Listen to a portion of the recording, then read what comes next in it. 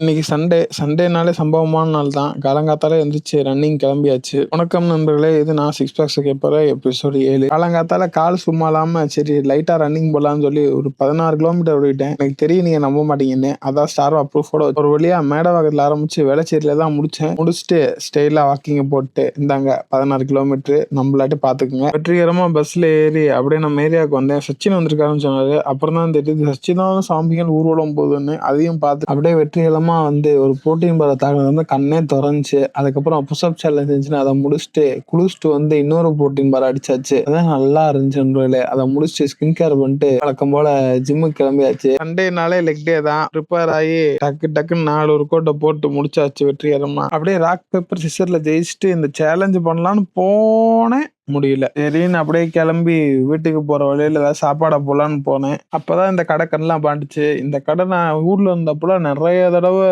யூடியூப்ல பார்த்திருக்கேன். அதான் முத வந்து சாப்பிட்றேன். அருமையான சாப்பாடு. நல்லா சாப்பிட்டுட்டு அப்படியே வீட்டுக்கு கிளம்பியாச்சு. ரெஸ்ட் எடுக்கணும்னு ஒரு நாள் எடிட் வேலை இருந்தாலும் மண்டை சூடாயிருச்சு. அப்படியே சேட்டா கடைக்கு காப்பி குடிக்க கிளம்பிட்டேன். இப்பதாங்க கொஞ்சம் நிம்மதியா இருக்கு.